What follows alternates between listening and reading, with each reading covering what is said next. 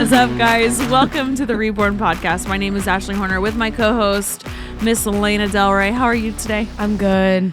I lost my voice a little bit, but I'm good. Why'd you lose your voice? What did you do this weekend, Laina? Some raging, what? Some raging. We had our holiday party Thursday, which was really fun. I got a little cray-cray.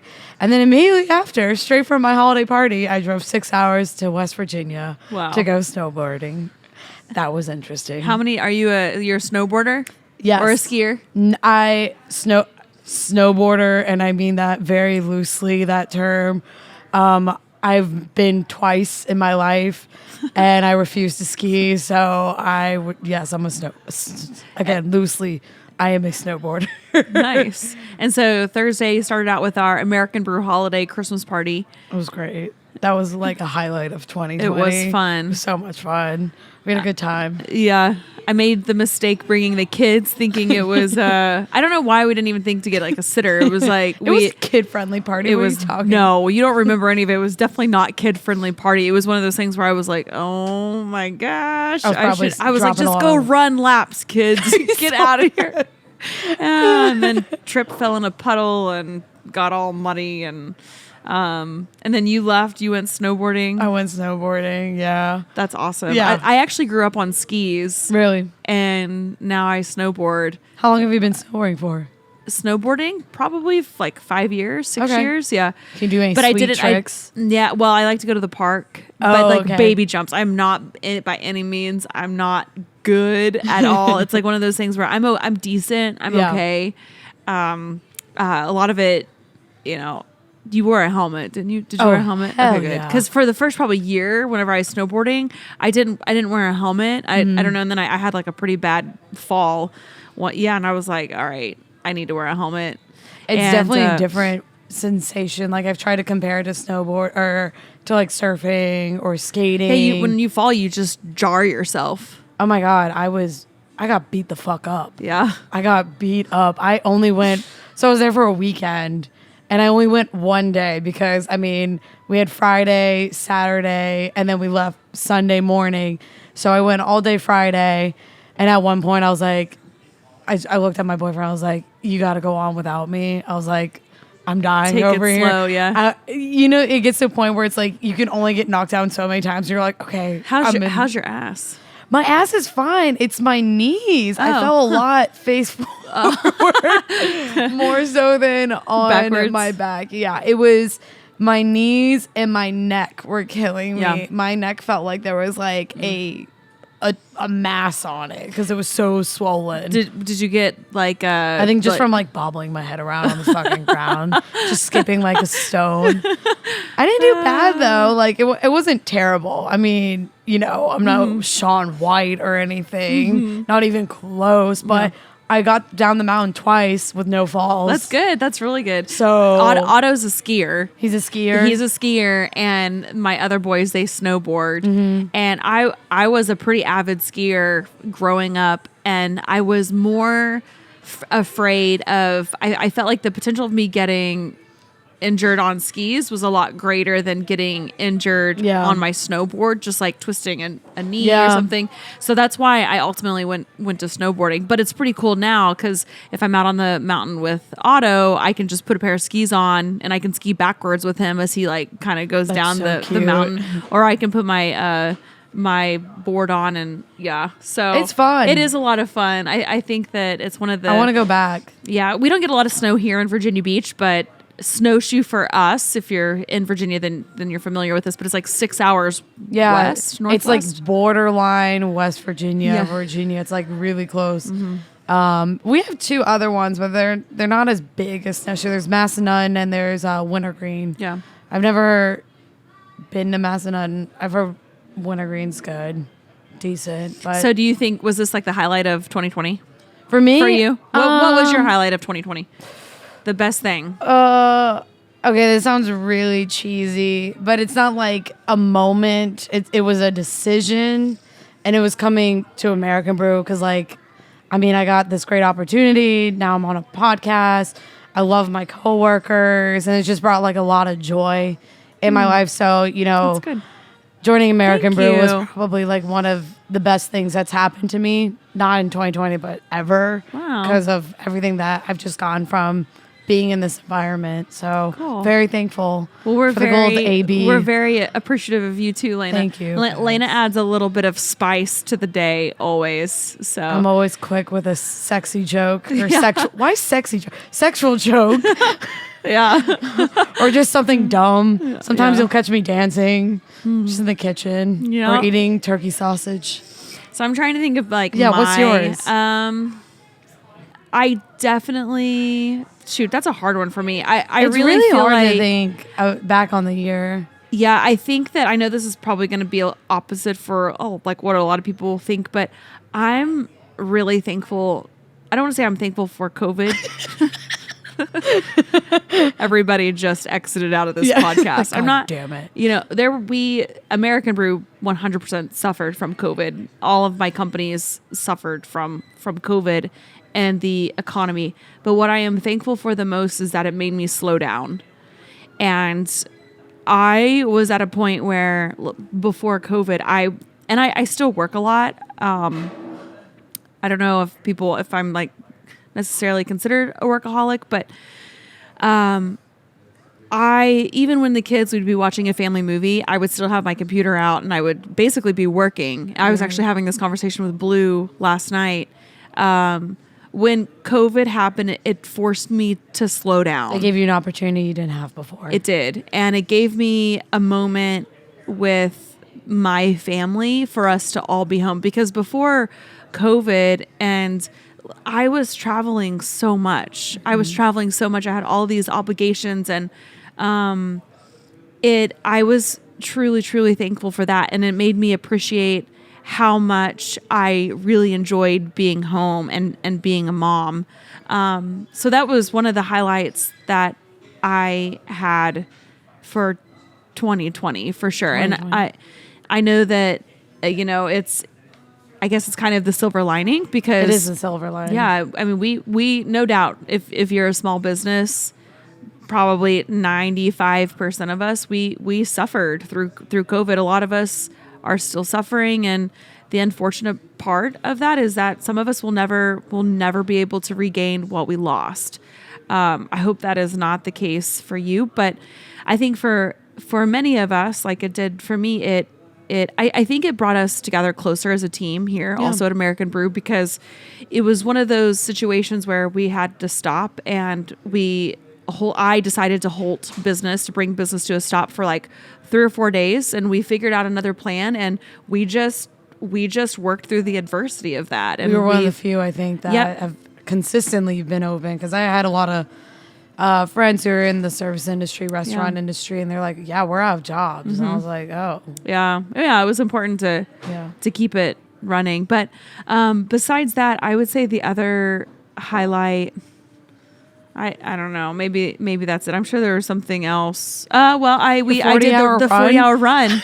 We raised a lot of money for the kids in Haiti, and we also it's like through that and like through the hardships, like we raised almost like, I think it was like $15,000, $13,000 for the kids in Haiti.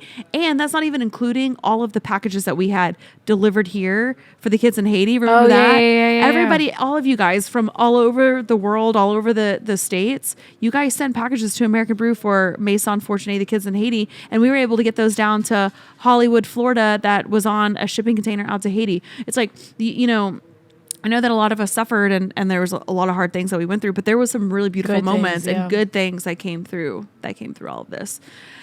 And then speaking of like all the good things, like we had a lot of good guests in 2020. I was going to ask you, what was your Reborn podcast? Oh, my favorite Reborn podcast? Or was one of your favorite moments? Because we love all of them. Yeah.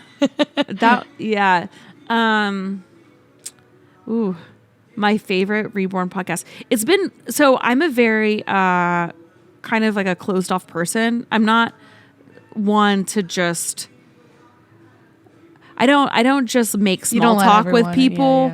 I don't really just like make small talk with people just to like talk to somebody. I think that relationships are huge to me, and getting to know somebody, because once you're in my Bubble. world. Like you're like family. You're like in my bubble. Like, you know, and I'll share and tell anything. And, you know, so it was definitely in the beginning of the podcast, I was 100% uncomfortable with just popping off conversations with these people and not truly knowing them. I'm really big on just like knowing people and relationships. And that was a challenge for me.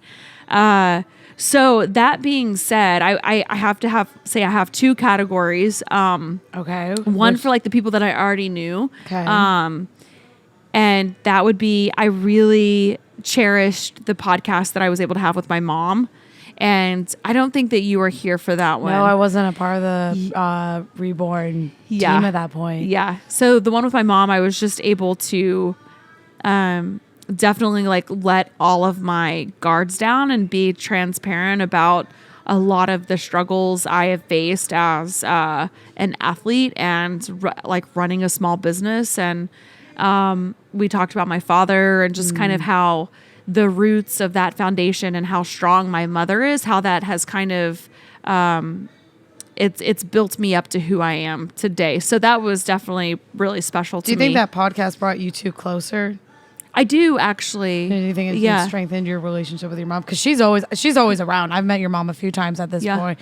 And every time you have like a big feat that you're going up, your mom's always there. Comes. Yeah. She was here for the 40-hour run. Yeah, my mom's a very strong-willed person. Yes. And this the podcast like with my mother, mom, like daughter. That was the one podcast that I actually cried in. I'm not a very emotional person. I'm not a very emotional person, but I did, especially talking about my father and some of the things that she brought up with my team that nobody else knew, some of the trials and stuff that I went through. I got extremely emotional because I was really vulnerable. So that was a really good one. We can check that out now. Clip with my mom. Even dating back to Mimi, your mom, she was a female entrepreneur. Yes, and she was the biggest influence in my life, and it just kind of trickles down. Her influence, I think, you know. How did she start the company that she had? Well, she got into kind of a situation that I ended up in too. Also, her husband died suddenly, and there was a downsizing in the company she worked in, and they were planning on manufacturing these filters when he retired. And so, man, there's a crazy story about that, how we got started, but we don't have time for all that. No, I remember it. You guys would go dumpster diving. We were trying to find out how... You would go dumpster diving to figure out how this company was manufacturing these filters. We needed to know where they got their product because we just wanted to know how to do it. So that we did a little bit of that. So you gotta, I just want you to paint the picture for me because I have heard, Mimi's told me the story of how you guys would go dumpster diving to figure out how to make these air filters. We only did this one time. But did you have like a mask on? No. Like bandits we went or what? behind the building. Was it dark? No. It wasn't even dark? It wasn't, sorry. It was, no. They just had, their empty boxes and stuff that said where the products came from. And from there, we just researched it and we just started from there. So, and that started the company Electrostatic. Yeah. Air Cleaners Incorporated. Air Cleaners Incorporated. And we made electrostatic air filters. Mimi started that. And yep. she was the president and you were the vice president. Right. I was the vice president, engineer, cook and bottle washer. So are there any stories of, so this is a female ran company. Right. Back in the time where there wasn't a whole lot. You didn't see like a female, yeah. And the business was, the air cleaners and the filters was pretty predominantly, into manufacturing. So I was having to deal with men a lot. Yep. And I didn't have an engineering background, but it just, yeah. So that was a challenge. Was there anything to where like you had to basically level up whenever you would have to talk to these companies that were, dominated by men and you were trying to sell them? No, I don't remember that. I just remember, when I would be in a meeting, it would just be all men and, trying to sell them. No, and it was just, I liked sales and it was, you'll get some. You may have to go knock on 10 doors and maybe one will open and we did really well. We started from the bottom and worked up, and Started from the bottom, as in going through dumpsters. And we made them by hand, and we could make like 6 or 8 filters in one day, up to when we got bigger and better equipment and stuff. Okay, so what's the second category? What was your favorite? Because that was like your personal people you know that I already knew, Yeah. and kind of deepening that. So stranger danger. Who was your favorite? Yeah, because and now, but as we've done these podcasts though, and bringing people on that I normally wouldn't just go up and have a conversation with, I am genuinely now looking forward to meeting the people that we can have on here and learning more about their story, because I'm realizing that like we learn from that as well. Just having a conversation. I've definitely with people. taken some lessons from the people that I've met so far. Yeah. And I now use that in like my everyday life. Like Matt Frazier, that was one of my favorites. Like you know, he always said, you know, it's the little decisions that can basically break down your goal. And like you have to make the conscious decision every day to be like, okay, what's going to get me closer to my goal and what's going to take me further away? And I really, really like that stuck with me. I was like, maybe just like, you know, eating this pastry is, you know, yeah, it's one time. It's a little something, but like, you know how many times is one time during the year. Matt and Frazier was good. Yeah, he was so dedicated to his craft. And he taught me. Was awesome. He taught me that it's and especially going into 2021 is that it's okay to be selfish with your time. And it was almost like I already knew that, but even it feels like good hearing it from someone else. Yeah, it validates what you already felt, and you're like, okay, I'm not crazy for wanting this for myself. Yeah. That's cool. Yeah. So here's a highlight from our podcast with Matt Frazier and how that unfolded. I mean, I'm very open about, you know, my home life and, you know, my relationship with friends and family.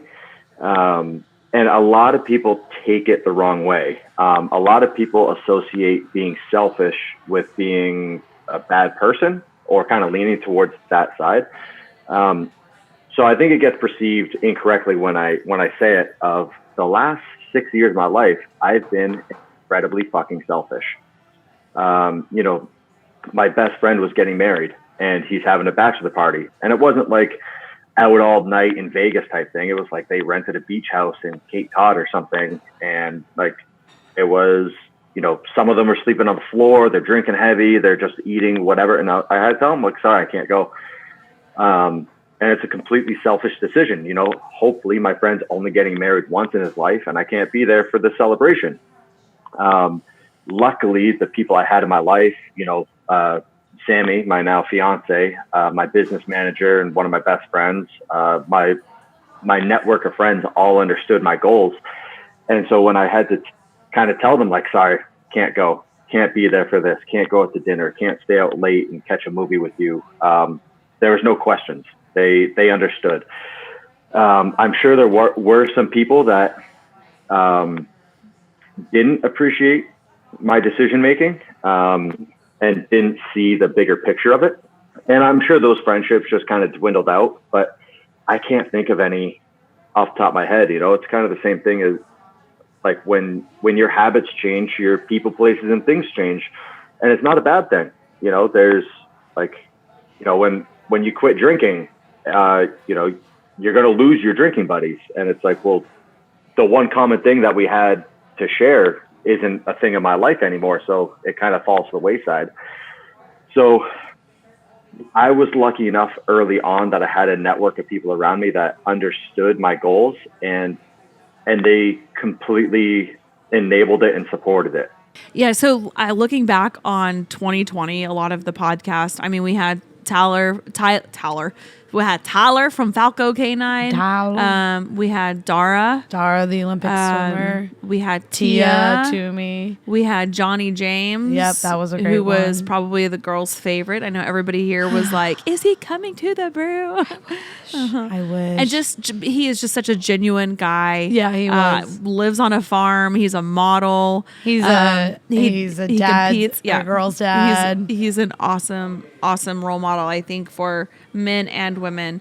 But golly, as far as I really like Sam Acho, which was before your time. Yep. He was an NFL And you guys kind of talked about like social media presence. And I think that's huge. It was about the pressures of social media and how you allow social media, or how it's easy to allow social media to like prevent you or put a cap on showing the real you and not being vulnerable. And I think that is so important, especially for a lot of younger and up and coming people who have a voice on social media, that they feel like that they can't be their true self. So here's a clip from Sam Acho and a little bit about that podcast.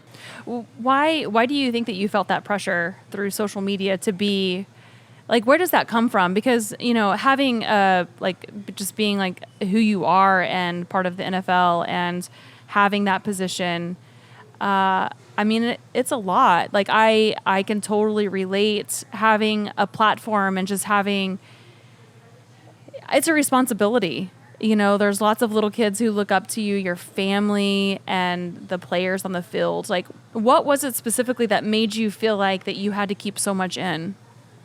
It was just the pressure. I feel like it was that pressure of feeling like I always had to perform, number one. And number two, so much in sport or even social media, so much of our accolades are dictated by our performance. Mm-hmm. So it's this idea that if you perform well, then you will be liked well, or you'll be liked more. The better you perform, the better you're liked or loved. So it's almost this association between positive performance and love. Mm-hmm. And I think a lot of us, whether it be through social media, through just watching TV, through living life, we have this association with positive performance or even good looks mm-hmm. and love. Hey, I look good, so they're going to love me, right? Mm-hmm. Or I played well, so they're going to love me. Or I did something that people accept or appreciate. And that's, and what I'm realizing is that there's something deep inside of us that a lot of us don't even realize that we have, that is really the source of our strength. And here's what I mean by that. As an athlete, right? It's like, man, you're so good at this sport. Well, I'm good at the sport because of the passion I have inside of me, right? The emotional person that I am, right? I put all my passion, I wear it on my sleeve. Mm-hmm. And that's what makes me great at football. But people say, well, no, Sam, you're just great at football. No, the truth of the matter is that, no, I love you for you, not because of what you do, but because of who you are. And that's what happened. I told you earlier, I lost a mentor. And he was a 70-year-old man. He's my next door neighbor when I used to live in Phoenix. What did he mentor you in? Well, what I mean by that is when I say mentor, he was just our neighbor. He was our neighbor, and I had just gotten married, right? I was, 22, 23, just met my wife, and my wife was actually from Nigeria. There's a whole other story there. And we had just got married, and he'd been married for 40-something, almost 50 years. And so I just sat in his office saying, hey, man, I'm trying to figure it out, so just give me what, teach me. And so it was one of those kind of relationships. And so that's why I use the word mentor. And we'll fast forward 5 years after I switched teams, we kept in touch, and I saw a message he had posted on Facebook asking for permission to go. Wow. And I'm wondering what he was talking about, right? Because he had cancer and it wasn't getting better. And so he finally posted on Facebook asking for permission to leave. And so I call him up. His name was Jerry. I says, Jerry, what's going on? He says, man, the cancer's not getting better. Also, by the way, he's a man of faith. He's like, dude, I'm just ready to see Jesus. Like, I'm ready to go home. That's what he said. And so I said, well, give me what you got, man. Like, give me what you got. And so he said, Sam, in my 70 years of life, he said, the thing I really want you to know is, he said two things. Number one, right, man of faith. He says, man, get to know Jesus intimately. Mm-hmm. That's what he said, right? Just get to know God. God wants to be known, right? And then the other thing that he said, I also want you to know that you are worth getting to know. He said, never forget that you're worth getting to know. And those would be the last words I ever heard from my friend, from my mentor. So this idea of being known and being seen, not for what you do, but for who you are, is what this book is all about. Okay, so now that Blue's not here, he's at home, right, with the boys. I mean, he could be spying on us out there in that tree, looking in. What listening. was that like, having him on the show and having people message you and be like, "Oh my gosh, Blue." So I had to do a lot of persuading at first. I told him like months in advance. I was like, "Hey, you should come be on the podcast." Of course he was like, "Yeah, sure, like I can do that." Then as it got closer, he was like, "Yeah, I don't know. I don't think." He doesn't really he's not really in the spotlight at all. But no. It's almost like he's always around, but he's never.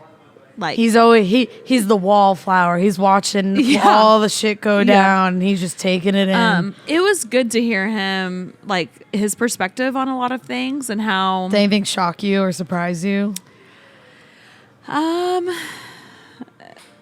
Just I have to say that it's very rarely, and as I'm saying this, I'm like, we need to do better at it, but it's hard for us to have time just together because you got 3 we don't kids. have family here. Yeah. Either he's gone, I'm working. It's something that we have to constantly work on. And it was just good to sit here and just to have a like a little conversation. drink and have, To It was have a fun. conversation with It was him. fun, the dynamic between you two. It's Yeah, very- we're different in a lot of ways, but I see a also- lot of similarities. Yeah, there, which is too. why we butt heads a lot, and I could literally just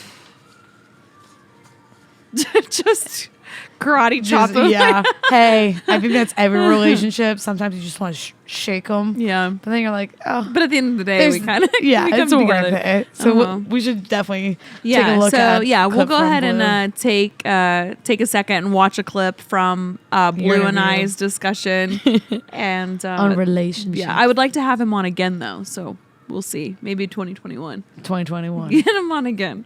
So enjoy this clip. I think the biggest challenge that we have in our relationship and like what we continue to have to work on is that first of all, I think it has to be really difficult to be in a relationship with a female like myself. One, because I have a life that is so fast paced. There are so many things happening and firing in all different directions constantly that it's almost like if he were to miss a day or to miss a beat, he's like totally just like left behind. Yeah. And so figuring out a way to like be able to communicate with him to kind of keep him up to date, which I think is probably, he hasn't admitted to me that he has social media, but I think that he has social media because he's led on to some things that he knows or that he would try, because he would like try to catch up with my life to be like, what is she doing? Oh, great. She's going to run 40 hours. Good to know that, you know? Glad we talked about that. Yeah, and I think, but there's times. I mean, there's lots of times and like spaces that go on that I can't talk to him. That I have to make the decisions on my own. Yeah. I have to be confident enough to make the decision, the right decision. That I think that if he were to be here, what he would suggest that I do. You have to get in his mindset. Yeah, it's tough. It is tough being a female and being at home and running the house, taking care of the house, taking care of the kids, running the business. And so this is kind of a funny story. So Blue does like most of the cooking. Okay. I believe that. He does. Wait, why do you say that? Why? Have you seen? I haven't cooked for you. Well, I've why do you- seen in the kitchen here at American Brew, and you help out. You definitely do, but I don't know. I just definitely see. Really? And now that I've gotten to know Blue a little bit better, I definitely see that. He loves to cook. Between That's the two of awesome. us, do you like to cook? I hate cooking. I'll tell you when I got back, I did not want to cook. Yeah. I wanted my meals to be provided for me. Which but I no, you're a I good love. cook, I too. enjoy like experimenting, like Mm-hmm. taking a couple things and like throwing it together and seeing. I'm if it, so like, bad at that. Yeah. works. This last time that he left, leading up to, I didn't know when he was gonna leave. I knew that he was gonna leave soon, but like I didn't know when. I probably had like 24, 48 hours to know like exactly when he was gonna be leaving. And leading up to that though, because I had realized that I felt like I became soft. I got so used to him being at home and cooking like 80% of the meals. And I'm not kidding, like after he left, it would be like 4 or 5 o'clock, 6 o'clock, and I'd be like, oh my gosh, I haven't fed my kids yet. I don't know what I'm going to feed the kids. And I'd be like, literally for the first probably 2 weeks, they got chicken nuggets every single night. And it was They're usually probably stoked. It was chicken nuggets or Uncrustables and like apple slices or orange slices It every got night. Or to a- macaroni and They cheese. got fed. Yeah, but it got to a point like where I came back and like, oh, thank goodness we don't have to eat chicken nuggets anymore. No. That is. Yeah, I love that chicken lies. nuggets. Nothing wrong with that. That is Yeah. lies. I got good. I ended up getting my Traeger. I was gonna Yeah. say I got good you at post cooking. A lot. Yeah. And your guacamole. Yeah, that's my favorite. My Guacamole. guac. I ended up getting good at cooking. Like You made some probably, creative things on your grill. I I saw you know. made a pizza once. I was like, did. I Yeah, never it even was so thought good. about It was the that. best pizza I've ever had on my Traeger. The Traeger's So, incredible. Yeah. It looks cool. I haven't seen it in some person of the best, yet. No, some of the best steaks I've ever. Yeah, had. you've cooked the last 2 meals on the Traeger. Yeah. But it was in that moment, like after it was almost like, okay, he left. It took me like a little bit of like probably like a couple weeks to really get in the groove and to realize like, okay, nobody's there to help me pick up the slack. Nobody's there to help me with the kids. Nobody is there to help me make decisions or to even like bounce off ideas of whatever is going on. Like I have to be the You one were that has like to step legit up. Mama Wolf. Like, I had to do everything. I had, all of it. But once I got into that routine, and I got it down. Like I feel like I crushed it. We you crushed had a good it with the boys. schedule. Like you were like here Yep. at certain times. You're with the boys at certain times. You made it clear like this is when I'm available. This is when Yep. I'm not. This is when I have time for this. You were on a set schedule. Yeah, almost. don't call me unless the brew is burning down. No. No, Ashley, even though she had everything on that, she was always here helping us Yeah. out when we needed it because we had some bumps in the road. But it was honestly because I needed a break from the kids. Nothing wrong with that. I like babysit my niece, or I'm like with my sister, and she's like, "Can you just freaking watch her for like 10 minutes?" She's like, "I just need a moment. Need a break. I'm like, I'm so happy I don't have that yet. Yeah. But like eventually it will be me. Yeah. I mean, it was after he came back that it was almost like this sigh of like, whew, wow. Like I did that. Looking back, I didn't realize that I was in that zone of like just having to step up and be like the alpha and take care of everything. And then I realized it really truly made me appreciate the times that he is home and like how much that he does for the family and Yeah. helping out. Yeah. No, it's honestly an incredible feat what Ash has been able Yeah. to do. I mean, you multiple businesses, 3 boys. Yeah, I can't even one to imagine. homeschool. I'm like, I don't have much on my plate and It's- I'm struggling. Yeah, it's absolutely incredible what she's able to do when she puts her mind to it. So it's definitely one thing I envy a Yeah. lot about her. Is her ability to just make decisions, make things happen, and just get it done. It's awesome. That's That's the a nicest good thing you've ever hubby. said to me. That's a good hubby. So you had we've had a few guests. One I was a part of with Yeah. Dara Torres, but then you also talked to the creator of P90X, Yeah, Tony Horton. Yeah, both of these people really just defied. age. Yeah. They said they gave you a big old to I felt so. Tony was one of my first guests, and I felt a little silly because I literally couldn't stop like looking at him and giggling because I couldn't believe how he just looked so good at the age of 60. he's in his 60s, right? Of doing what it is that he does, Damn, and he's the when did- creator of P90X. When did P90X? I literally remember seeing all the infomercials for it, like on TV. I remember like waking up at 3 a.m. in my parents' living room, and P90X like infomercial was blasting in the background Yeah. because I left the TV on. Yeah. It's been around for a long time.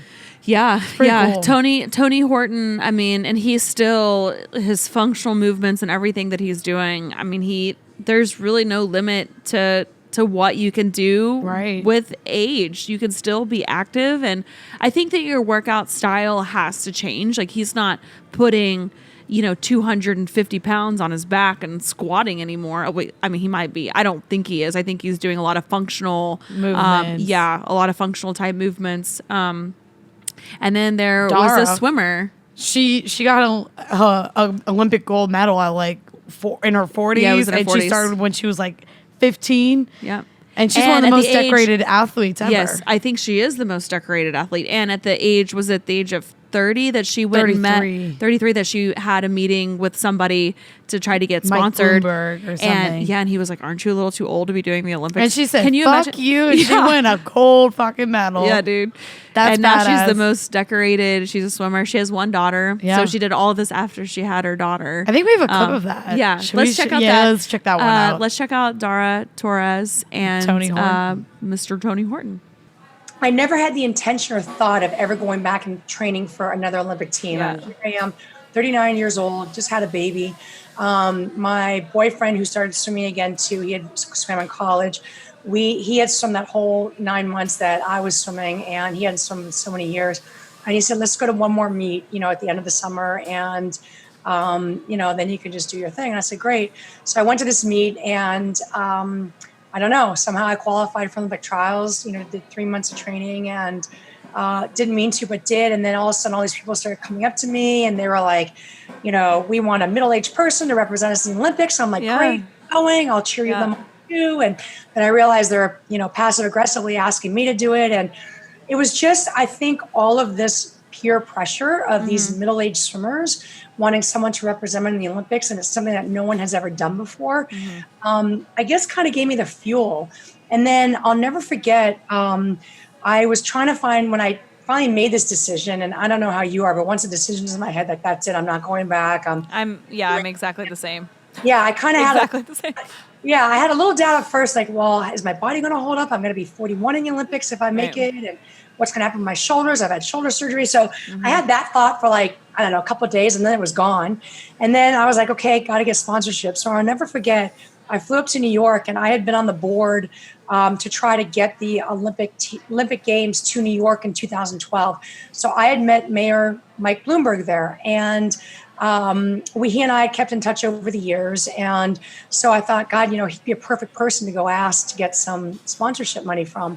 So I flew up to New York with Tessa, and we were in the in Gracie Mansion having lunch, and I was getting so nervous to ask him and so nervous. And so finally at the end of like dessert, I was like, all right, Dara, it's do or die here. And so I said, hey, Mayor Bloomberg, I'm thinking about making a comeback and I want to know if you'd sponsor me. And the first words out of his mouth were, aren't you too old? And he kind of laughed, he's a kidder like that.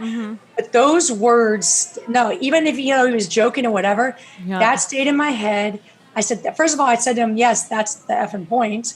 That's why I'm doing this. But those words stayed in my head the whole entire time. So those next little under 2 years that I started training for 2008. So for me, whenever, and it's long stories to your question, but when anyone says something negative, I try to turn it around and use it as fuel and prove how wrong they are. I shouldn't have to prove anything, but it actually lights a fire under me and gets me going even more. So that's what kind of kept me like focused and is those words, aren't you too old?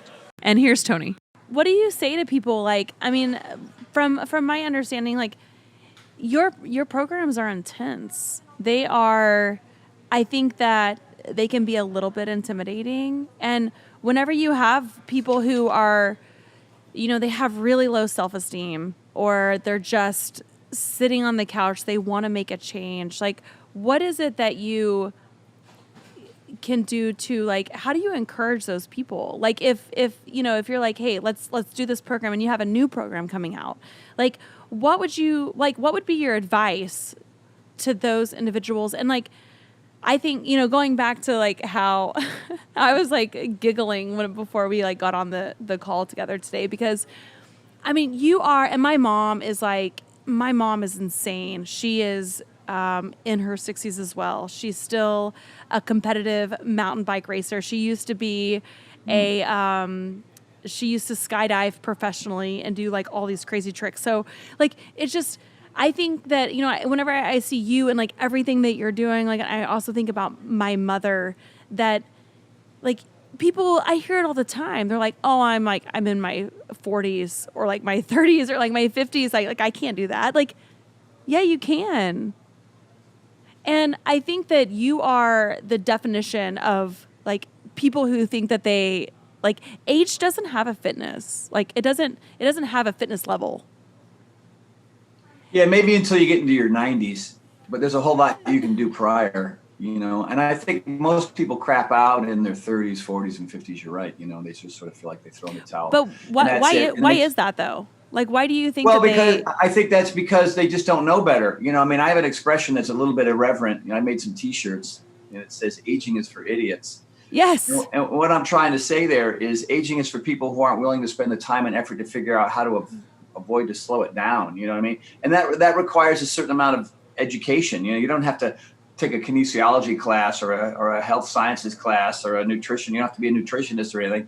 You just have to learn sort of the basics. But most people are completely unfamiliar with the basics, and they're chasing down this ghost that doesn't exist, which is really some shortcut to try to get to look some aesthetic way in a short period of time so that they can reminisce about the past or hope about the future or do things based on nothing that has to do with them, only about their ego and their desire to look in an aesthetic way based on how they assume other people want them to look. So there's all these really goofy, convoluted reasons why we exercise. But once you get off that train and you understand that what it really requires is it's about health and wellness and the quality of today, right? So what do I need to do today to improve the quality of today? I wrote a book about it. You know what I mean? It's called The Big Picture.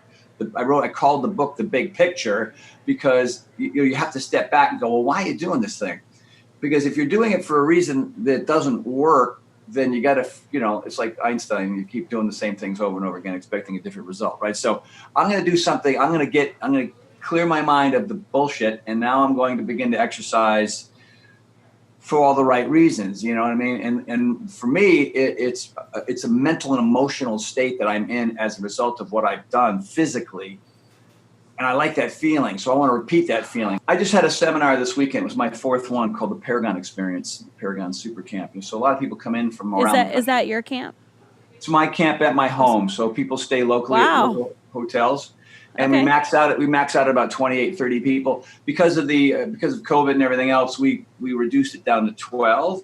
So, the whole idea here is to get people to understand why they're doing this thing. You know, I mean, what is your purpose? What is your plan? And how you staying accountable, right? We tap into all that stuff. We talk about intensity and consistency and all the, various concepts of fitness. But, I've got a ninja course here and we put them on that. I've got pegboards, 2 of them. I've got a 17-foot rope. I've got parallel bars and high bars and rings. And so, there's a little bit of gymnastics. There's a little bit of ninja. There's obviously a lot of yoga. I have one of the top yoga instructors in the city come in and work with everybody. So do you have a gym at your house? I have 4 gyms at my house, kind of. Nice. I have a main gym here at my home. So I had a garage and a back bedroom. I didn't need, so I knocked down 2 walls and I built a pretty good sized gym in here. So, and then in the backyard, I have a ninja course, which is like if you see American Ninja Warrior, it's not that big. It's not as big as you'd see on the TV, but there's enough stuff on there that'll kick your butt, And then I have another section which is a pegboard and a pretty high pull-up bar and a rope and a beam that goes up, supports my patio. So we turn all this stuff into another area to work out. And then separately, I have a high bar with rings and another pull-up bar where you can do pullovers and muscle-ups and stuff because there's nothing above you. It's just wide open because it's outside. And then some parallel bars, which you can do a lot of, swing handstands on and dip bells and another great duo that we had. This one's for the dogs. Yeah, we had 2 dog people. Spikes Canine was one. Isn't that local? It is a local charity, Yeah, 501c3. We got to hear all about Jimmy Hatch's story, and he now has a nonprofit that helps working dogs, police and military, I believe, but I know a lot of police, they provide ballistic vests for the working dogs. Yeah. And they also help with like medical bills and stuff and like That's all over the US. That's a huge organization around here because I worked in a few restaurants and I think especially in the area that we're in on like Shore Drive, I worked at 2 restaurants around here, obviously before American Brew, and we both did fundraisers for the Spike Canine Foundation. They're great really in the community. Cool. Mm-hmm. Yeah. Yeah, and this year I rode 25 hours for Spike's Canine. So you rode 25 hours? I wasn't here. This is before. I did. I rode. So you did 25 hours. 25 hours and a 40-hour run. Yes, this year. Oh I forgot God. about. Yeah, dude, that was horrible. I did it out here. It was going into like a St. Patrick's Day party that we had for Spike's Canine Fun. Yeah, we raised money for Spike's. Oh my God! Did you do it during the party? I did it leading up to the party, dude. It was so bad. I would have done it during the party to be like, and here's our entertainment for the day. Ashley Horner. It was bad. It got to the end where I was like, and poo, and poo, like in my mind, but I was definitely not even there. And in fact, after we did the row, Liz was like, you should go home. Liz, our Ashley." manager, Yeah. One of the managers here, she was like, you should go home. And I was like, roger that. But a great story. Here's a clip of Jimmy Hatch. And then we also had Emily on there as well with Jimmy and a little bit about his story. If anyone is transitioning from wherever they've been and they want to find their purpose in life and identify with something again, maybe they've lost touch. What would you say to those people who feel like that they've lost their identity and they're searching for their identity again? Yeah. What would you say to them? I think I just look back at the mistakes that I made, and those are learning moments. At the time I was really humiliated and ashamed, and those are powerful emotions, and that they're actually a waste of time. If I wish that I would have had the courage. Remember when I talked about how the guy got up and quit in Hell Week, and I was like, oh shit, I can't do it. I just didn't have the courage to continue on, and I didn't understand that I could create an environment like Spike's Canine Fun, where you bring good people in and they work their asses off and it becomes a really positive thing. I could create that environment that I enjoyed with my buddies, that I went overseas and fought with, that I felt really strongly with. I could create that environment, and I did, with the help of a lot of people. Nobody does shit by themselves. This idea that pull yourself up by the bootstraps, shut up, man. I don't want to hear that shit. Nobody does anything by themselves. Right. I had people in my life that came in and helped me. But when people do that, you kind of owe them. So have the courage to make mistakes and to try something. And if it doesn't work, okay, try something else. Don't be afraid. And that's what I was. It really came down to fear. I just wanted to wash it all away, drink, take my drugs. Oh, woe is me. I suck. I failed my last mission in the SEAL teams. I'm worthless. I mean, these are things that I felt and still struggle with. I just don't think that I had the courage to say, no matter what, I'm going to keep rolling. And I think sometimes, I don't know that everybody is capable of getting to that low point, but depression is a super selfish thing. You're not selfish on purpose, but I have never been more selfish in my life than when I was suicidal, because I felt like I had no hope, I had nothing to offer, I was no way I could be an asset, I was a liability to everybody, and I wanted somebody else to come in and say, no, it's okay. Mm-hmm. That's just not how life is. Right. Be brave, make mistakes, get on with it. And then the other canine story, human Reborn. we had, that was with Tyler. He's one of your good Falco friends. Canine. Yeah, he's one of my really good friends. He was the original. He had Cadman, my working canine. He had canine Cadman from birth till he was about 1.5, and then I ended up getting Cadman when he was around 2. So that's kind of where the connection came. And then Raven went away over the summer. She went up to Boston for like a puppy boot camp. Like she was there for like 4 months. Yeah, no, it wasn't 4 months. it was longer than it was supposed to be. It was like 2 months. Yeah, because she went into heat. Yeah, she went into heat, which put like a halt on the training. And then I was actually really glad that I didn't have to deal with that. Thank goodness. But he has such a good story about just his passion behind because he was training dogs. He was military. First military, and then he started his company after. He's a firefighter also up in Boston. And he also talked about some of the struggles he's had as his friend. And also getting through COVID. Right. His company getting through COVID, some of the struggles that they had, even not really with COVID, but just as a small business owner and getting his vision, making his vision a reality. So he was a true Bostonite. Yeah. He just got engaged too. He did. You see that? Yeah, to Katie. I saw it on his Instagram. And like the news team was like, "Show us that rock, girl." I know. I was like, "Damn, Tyler, Yeah. you did good." I know. That's what I told him. That's definitely a clip I'm excited to look back on. Here's a clip from our interview with Tyler from Falco Canine. How did you market yourself? So I was like from the beginning, like going from like your apartment, and then you were like, "Okay, I'm just gonna, go get this space." Like, I rented. I have friends that were huge Gary Vaynerchuk fans. Okay. And so I bought the Crush It book that was written in 2009, and it was primarily social media based. And from there, he had come up with a updated one, but Gary V was primarily my main like go-to guy for marketing and hustling Yeah. and everything like that. Is And he so, he's like a entrepreneur sort of type? Because Yes. I'm not familiar with Gary. yes. What was his name? Gary Vaynerchuk. So he's Vaynerchuk. big about just hustling, Yeah. marketing yourself on social media, different Do you strategies. think that he kind of mentored you in a way to like?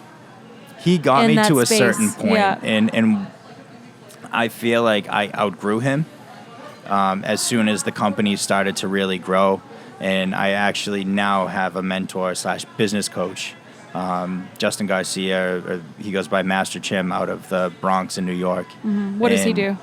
So he owns an MMA gym. He's also like a life coach, and he has a lot of programs based towards like men. And as soon as I started going to him, like our sales Interesting. just skyrocketed. And he's all about like tribalism. Yeah. What does he specialize in? Just like small business or like what? Small business as well as life coach. Just life coaching. Yes. Yeah. Interesting. And he's such a powerful guy to be around. Like Yeah. I really knowing him and joining, this group with like KD Matthews, who Yeah. has been really life changing because, like, it just owning the business just became so stressful. Yeah. And something that I personally deal with is like anxiety and depression. And as that burden continued to grow, it became physically affecting me. Right. And it was crippling. Well, there was something that you said earlier about like the dogs don't care if it's the day of Jesus. Right. So, Like owning- you literally have when you're caring for dogs, live animals. Like they don't know that it's Saturday or Sunday or that you should have a day off. yeah, Or, like they don't have a day. There's no day offs. yeah, and you- that's actually in our employee handbook. Dogs don't give a fuck if it's Jesus' birthday. Like, Yeah, you there you have go. to work. And so what happens is I spent so much time in what we call like the technician role. Yeah. Right. And I was doing the day-to-day one-on-one sessions, daycare, like all this stuff, and working 18-hour days that I wasn't being an entrepreneur. I wasn't being Yeah. a business owner. You felt And- overwhelmed.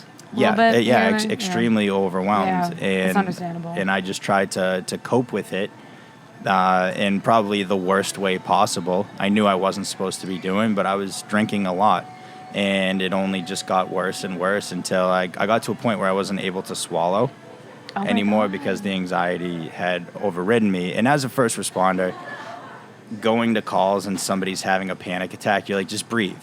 Yeah. And you're like slightly annoyed that you're there because you're like, come on, just breathe. And then I started struggling with it. And I was like, holy shit, this is a real problem. Yeah, and so like, I'm a lot stability more almost. empathetic. And so through going to these Master Chim courses, and I have meetings with him every week, it's not therapy, right? Like it's not sitting on a couch. It's actually making changes. Making progress. Yeah, and learning rituals. So I was subconsciously, working out, developing new rituals, and then falling back into my old ways. And one of our most inspiring, Absolutely. Rich. Rich Roll. He is super inspiring. He went through a lot of struggles. I think that Addiction, he struggles. hit rock bottom. He had a lot of health issues too. And now he's a vegan. Yep, he's a He's vegan. He's an ultra like athlete. health Does all these coach. crazy. Published author, Matthew Mcconaughey, interviewer extraordinaire. Yeah, he interviewed We like. should have asked him how we can get Matthew McConaughey on here. all Should I right, go, all Rich? right. all right. Hey, Rich. His story from just really shows that you can do it at any age, because he wasn't this young buck Right. when he started getting into these marathons. He was a little bit older, and he's literally the definition of, if you put your mind to it, you can do it. Because he, like we said, he had his issues, and he said, fuck this, I'm not going to be this person anymore, and totally reinvented himself. I was really inspired listening to Rich. And I remember we interviewed him. It was the week before I did my 40-hour run. Yeah, you were asking for advice. I was like, if you were me, or if you had to do this feat, would you run around the track for 40 hours or would you go to a destination? And Did he influence your decision, or were you gonna do a straight track until you talked to Rich? No, I was honestly really torn, and we made the right decision doing half and half around the track at night and then going to a destination during the day. But I actually had my best day or my best run stint was whenever I ran from American Brew towards the ocean front. Yeah. I felt my best because it did get to a point where, and he had suggested this. He just said, you're going to get to the point when you're running around the track and you're going to see the cooler there. You're going to see your friends there, and you're going to want to stop every time. Mm-hmm. And it did. It got to a point mentally where I was like, okay, I need to go 10 laps before I take a break. And I had to really mentally work through that and talk through that. And so he was right in the sense of it being less tempting for me to stop if I would go from point A to point B. However, definitely going around the track at night was a good call just for safety, because we don't have a great running path. Shore Drive, unfortunately. Well, the sidewalks are broken. Yeah, there's one stretch of it where it's like you're basically on a highway running. Yeah. And so I'm really glad you were not running there at night. Yeah. Because I would have been anxious about that. Yeah, so I'm thankful for Rich and some of the advice that he gave me, imparted his the inspiration that he gave both of us. Yeah. So here's a clip from our interview with Rich Roll. Do you think that going through these feats of all of the ultra events that you have done, and I would like for you to touch on that after this question, but do you think and I know the mental fortitude it takes to go through these events and the ultra events of when everything, it's a big mental battle, I think, more than anything, because physically it's whatever, your body hurts, and then the next 5 minutes, maybe something else hurts. It's this big mental battle within yourself.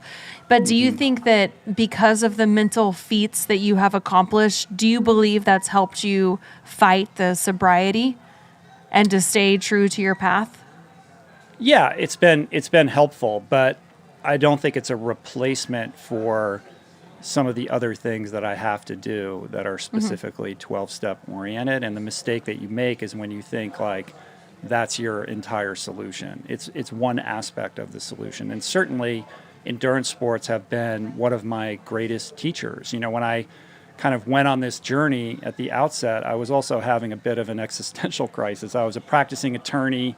I hated being a lawyer, but I didn't know what else to do or how to find my calling. I'd never really asked myself, what is it that is unique to me? What would make me happy? What do I want to pursue or express in my life?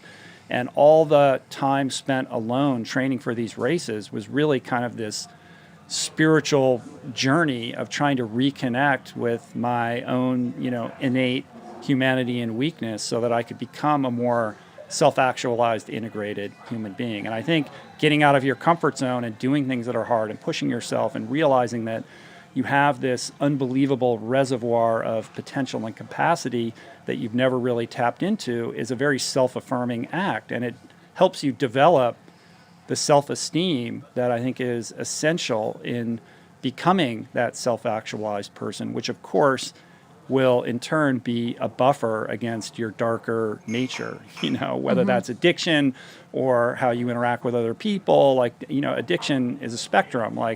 If you like to check out by watching too much television or playing video games or shopping or whatever it is, you become more innately aware of those triggers and the things that are moving you away from your highest self. And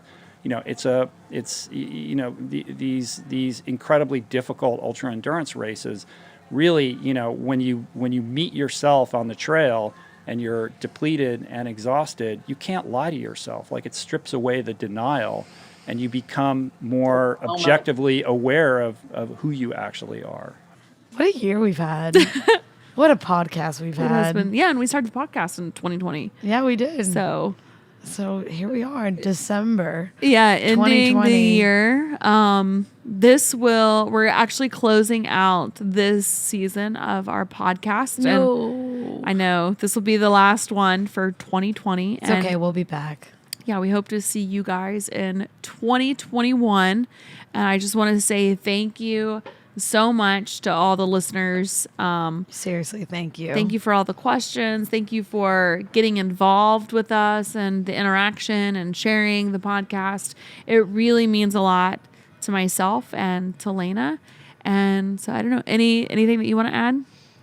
No, not really. Just want to, like you said, thank you to the Ashley Horner fans, the Reborn fans out there that have accepted me into this community, and the women and the men that have sent me messages of encouragement. You know, one of my favorite things that have happened on the show is when I had my episode where I talked about myself. I've had like 10 women come forward and they're like, you know what, I had a similar story and I'm really happy someone said something. And that was a really cool moment. And I just want to say thank you to those people that did reach out and tell me their stories. And again, thanks for letting me be a part of this, and to Ironclad for having me come in, and to Ashley as well. And I'm very thankful to be here. And I'm very excited to see what season 2 has in store. I know. It's going to be fun. So, and if you have a guest or anybody that you would like to send our way that you want to recommend, just go ahead and you can send us a DM, or you can email us reborn@ashleyhorner.co. You guys have a great new year, and we will see you in 2021, baby. We'll see you next year. See you next year. Bye, guys.